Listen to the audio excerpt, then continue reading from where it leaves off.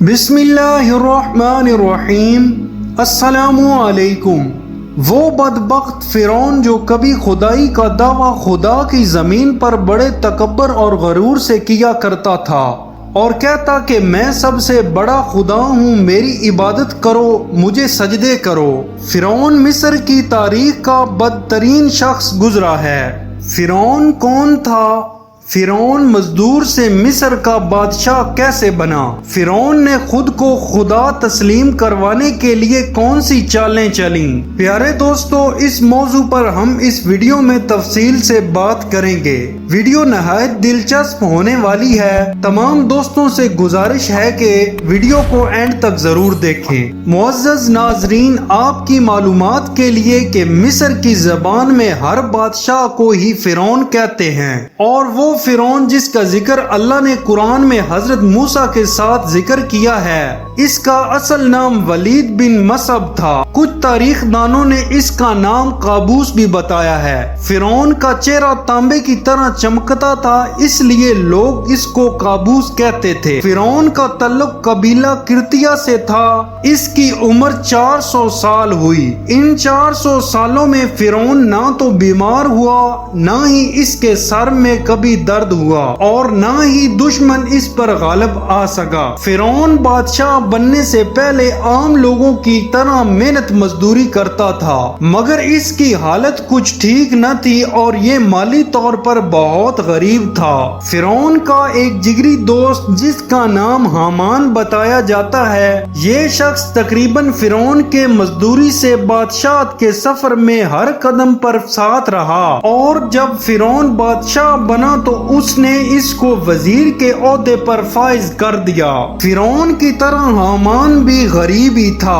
فرعون اور حامان دونوں اپنے حالات سے تنگ ہو کر شہر کی جانب روانہ ہوئے اور وہاں کام کی تلاش میں ایک خربوزے والے کے پاس کام کی غرض سے گئے اور اس سے کام مانگا۔ قصہ مختصر، خربوزے والے نے ان کو کہا کہ میرے خربوزے لے جاؤ اور بازار میں ان کو فروخت کراؤ، اس کے بدلے میں تمہیں کچھ اجرت دوں گا۔ فرعون جب خربوزے لے کر دکانداروں کے پاس گیا تو دکانداروں نے کہا کہ ہم تو ادھار مال خریدتے ہیں اور اس مال کو فروخت کرنے کے بعد اس کی قیمت ادا کرتے ہیں۔ فرعون کو یہ بات کچھ ہضم نہ ہوئی۔ فرعون مشکل سے ہی صحیح مگر آخر کار مان گیا اور خربوزے دکانداروں کو دے کر واپس آ گیا۔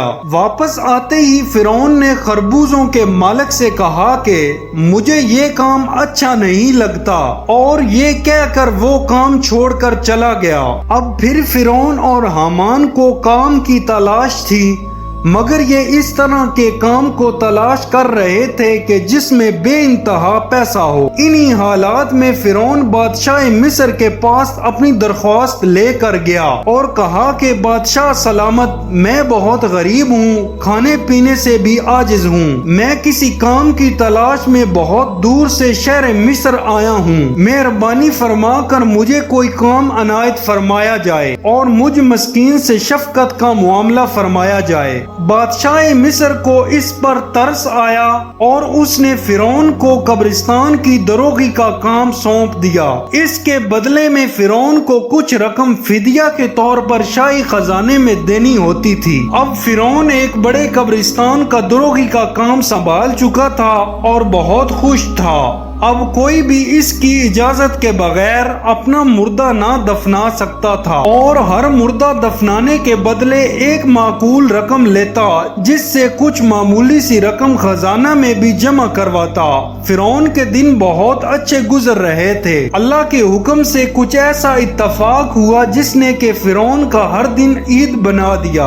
اتنا پیسہ ہو گیا کہ سنبھالنا مشکل ہو گیا۔ ہوا کچھ یوں کہ جس سال فرعون نے قبرستان کی دروغی کا کام سنبھالا تھا، اسی سال شہر بھر میں کوئی ایسی وبا پھیلی کہ بہت بڑی تعداد میں لوگ مرنے شروع ہو گئے۔ فرعون نے اس بات کا بھرپور فائدہ اٹھایا اور ہر مردے کے بدلے میں سونے کے سکے لینے شروع کر دیے، جس کی وجہ سے فرعون روز بروز امیر ترین ہوتا گیا۔ فرعون نے اتنا زیادہ فائدہ مند کاروبار دیکھ کر مصر شہر کے اور بہت سارے قبرستانوں کی دروغی بادشاہی کا کام لے لیا اور بہت سارے ملازم اجرت پر رکھ لیے۔ فرعون اتنی بڑی دولت میں سے کچھ حصہ حکومت کو بھی دیتا، جس سے اس کا ایک خاص مقام حکومتی سطح پر بھی برقرار ہونے لگا۔ فرعون کو اب بادشاہ تک رسائی حاصل ہو جاتی اور بادشاہ بھی اس کی ذہانت سے بہت خوش تھا۔ فرعون کے تعلقات تمام امراء سے بڑھنے لگے۔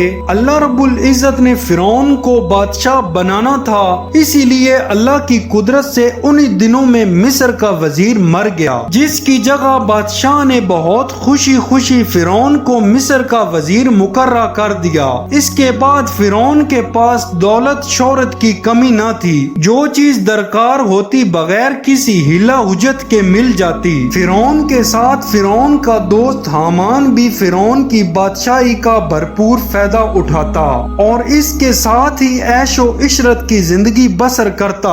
فرعون کو اب اپنے آپ پر غرور ہوتا کہ کیسے وہ ایک مزدور سے وزیر بن گیا ہے۔ اب فرعون کے پاس ہر نعمت، ہر آرام میسر تھا، دولت شہرت سب کچھ تھا۔ اس عروج پر آ کر شیطان نے فرعون کو آ گھیرا اور اس کے دل میں خدائی کا دعویٰ کرنے کا ناپاک خیال ڈال دیا۔ اس خیال کا آنا تھا کہ فرعون نے اس کے لیے کام شروع کر دیا اور سب سے پہلے اس ناپاک خیال کا اظہار اپنے دوست حامان سے کیا اور کہا کہ میں چاہتا ہوں کہ میں خدائی کا دعویٰ کروں اور لوگ میری عبادت کریں۔ حامان یہ بات سن کر پہلے تو حیران ہوا، مگر پھر اس نے اپنے دوست فرعون کو کہا کہ اس کام کے لیے سب سے پہلے اتنے اچھے کام کرو کہ لوگوں کے دل میں تمہارے لیے بے پناہ محبت پیدا ہو جائے اور لوگ تم کو بھلائی کرنے والا سچا اور نیک انسان سمجھے۔ یہ بات فرعون کو بھی پسند آئی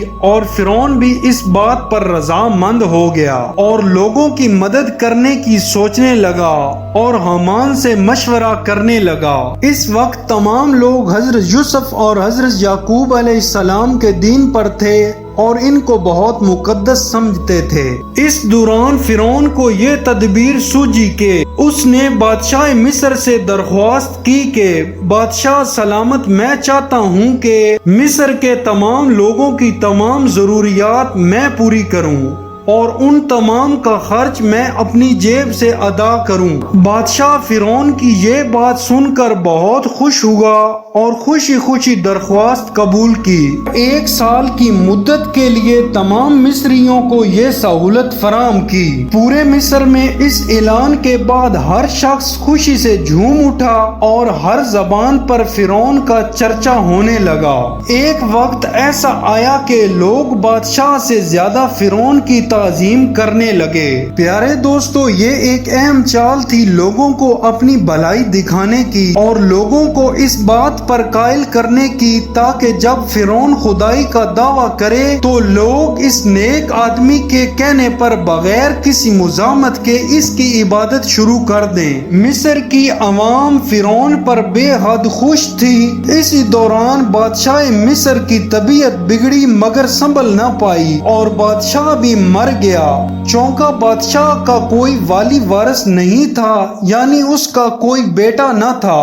بادشاہ کے مرنے کی رسموں کے بعد فرعون کو ہی بادشاہ مصر مقرر کر دیا گیا، کیونکہ مصر کے تمام لوگ فرعون کی بھلائی، شرافت اور سخاوت سے واقف تھے، تو انہوں نے بغیر وقت ضائع کیے اس کو بادشاہ بنا دیا۔ مصر کے لوگ اس فیصلے پر بے حد خوش تھے اور اس بات کا یقین رکھتے تھے کہ فرعون ان کا ہر لحاظ سے بھرپور خیال رکھے گا۔ فرعون کا بادشاہ بننا تھا کہ فرعون کا عہدہ یعنی وزیر حامان مقرر ہو گیا۔ اس وقت یہ دونوں مصر کے بادشاہ تھے اور ہر چیز پر حکم چلاتے۔ اب ان کو اس زمین پر کوئی روک ٹوک کرنے والا نہ تھا۔ اس وقت فرعون نے خدائی کا دعویٰ کرنے کی مہم شروع کی اور سب سے پہلے ان تمام علماء اور دینی مدارس کو ختم کیا جن سے حضرت یوسف علیہ السلام کے دین کی تبلیغ کا کام ہوتا۔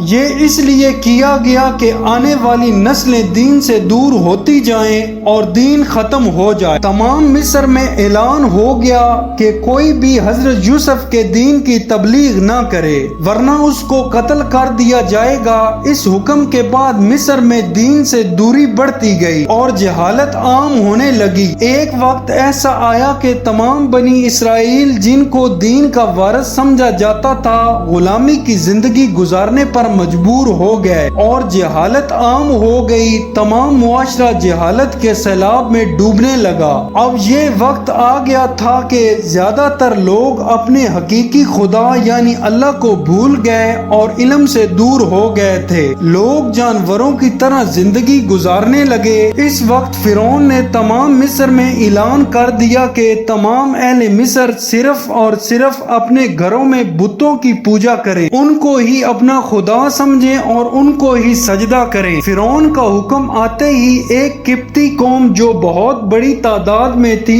انہوں نے بتوں کی عبادت کرنی شروع کر دی۔ اس کے بعد یہ بت پرستی کچھ اس زور سے بڑھتی گئی کہ یہ سلسلہ 20 سال تک لگاتار چلتا رہا۔ اب بہت قلیل تعداد میں اللہ کو ماننے والی جماعت موجود تھی۔ وہ چھپ کر عبادت کرتے اور اپنا ایمان ظاہر نہ کرتے۔ یہ ایسا دور تھا کہ شرک اور بت پرستی عام ہو گئی۔ اب لوگ اللہ کو بھول چکے تھے۔ اس وقت فرعون نے اپنے ناپاک ارادہ یعنی خدائی کا دعویٰ کرنے کے لیے مصر میں تمام لوگوں کو ایک خالی جگہ جمع کیا۔ لوگوں کی ایک بہت بڑی تعداد کے جمع ہونے کے بعد فرعون نے ان سے اپنی جھوٹی خدائی کا دعویٰ کیا اور کہا کہ میں تمہارا سب سے بڑا اور بلند رب ہوں، اس لیے اپنے گھروں میں موجود تمام بتوں کو توڑ دیا جائے اور میری عبادت کی جائے، میں تمہارا رب ہوں۔ اس وقت تمام قبطی قوم فرعون پر ایمان لے آئی۔ فرعون کو اپنا خدا تصور کرنے لگے۔ اسی وجہ سے فرعون بھی ان پر بہت رحم کرتا اور بنی اسرائیل کے ساتھ غلاموں کی طرح برا سلوک کیا جاتا اور ان پر ظلم کیا جاتا۔ اسی طرح فرعون ایک مزدور سے بادشاہ بنا اور پھر خدائی کا دعویٰ کیا اور کہتا کہ میں سب سے بڑا خدا ہوں، میری عبادت کرو، مجھے سجدے کرو۔ فرعون مصر کی تاریخ کا بدترین بادشاہ گزرا ہے جس کو اللہ نے اپنے حکم سے ایک مزدور سے بادشاہ بنایا، مگر اس بدبخت نے شکر کی بجائے اللہ کی مخالفت کی اور خود خدائی کا دعویٰ کر دیا۔ پیارے دوستو، اللہ رب العزت کی زمین پر کوئی اللہ کا دشمن خدائی کا دعویٰ کرے اور یہ بات اللہ کی عزت کو گوارا گزرے، ایسا ہرگز ممکن نہیں۔ اللہ تعالیٰ نے اس کو اور اس کی فوج کی بہت بڑی تعداد کو پانی میں غرق کر دیا اور اس کو اس کی حیثیت بتائی کہ اللہ کی زمین پر کوئی اور خدا نہیں ہو سکتا۔